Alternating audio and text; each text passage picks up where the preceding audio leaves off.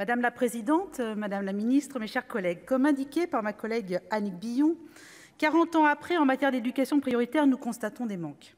La nécessité d'en repenser le système se fait pressante pour mieux répondre aux besoins des élèves et des établissements concernés.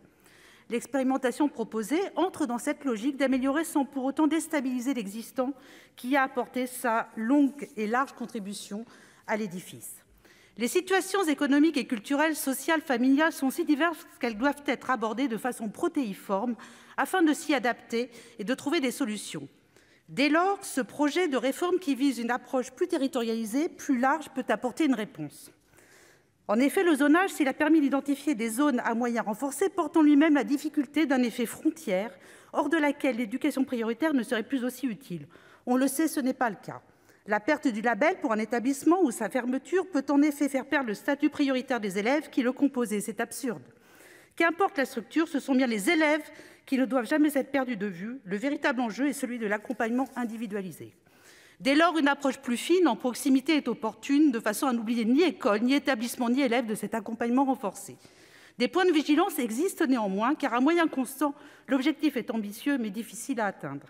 Le premier écueil concerne la façon dont seront répartis les moyens dans les contrats locaux. Les critères que sont les caractéristiques des établissements, élèves, enseignants et enfin des académies restent pour l'heure théoriques, donc d'un maniement complexe. Il ne faut pas diluer l'enjeu de lutte contre les inégalités sociales en matière de scolarité en diluant les moyens. Les problématiques des territoires ruraux et celles des quartiers ne sont pas les mêmes, ni si les aborder de manière uniforme et préjudiciable, différencier ne peut se faire de façon marginale. Un deuxième point de vigilance porte sur l'évaluation de cette expérimentation. Qui l'effectuera, à partir de quelles observations et quand? Sur ce dernier point, vous avez indiqué que le bilan serait fait au bout d'un an, puis qu'il serait possible d'étendre l'expérimentation à d'autres académies au-delà de ce délai. Cette voie de l'extension est indispensable, car si l'expérimentation est prometteuse, il est pertinent de l'adapter à d'autres territoires. Cette réforme pourrait offrir une plus grande souplesse organisationnelle sur le terrain et un accompagnement plus large que le système actuel. Autre point qu'est l'articulation entre ces initiatives et le zonage actuel avec ses seuils REP et REP+.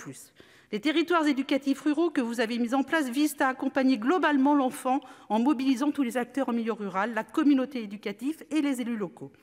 C'est une approche transversale de contractualisation qui a fait ses preuves pour accompagner l'enfant dans son parcours et renforcer son environnement éducatif. Comment sera-t-il possible d'articuler ces expérimentations avec le maintien actuel du zonage et ainsi faire progresser l'ensemble? La question du cas par cas se posera et il y aura des arbitrages à faire si les moyens sont constants, vous le savez, madame la ministre. Enfin, l'accompagnement individualisé des enfants nécessite forcément de réfléchir à une organisation complète avec les collectivités locales. On le sait, elles n'ont pas les mêmes facilités budgétaires suivant leur taille, leurs ressources, particulièrement en milieu rural. La réforme ne peut reposer sur elles. Il a bien fallu trouver des postes pour dédoubler les classes. Il faudra que l'État en trouve pour un accompagnement plus individualisé, plus territorialisé, pour renforcer l'égalité. Madame la ministre, l'objectif à atteindre a tout son sens dans l'école de la République. Nul ne peut se satisfaire complètement de la situation actuelle. C'est pour cela que nous suivrons avec attention ce qui se met en place. Rien ne serait pire, faute de moyens adaptés et de temps, que cette réforme échoue. C'est un enjeu que nous partageons. Il est, sans mauvais jeu de mots, prioritaire. Je vous remercie. Merci.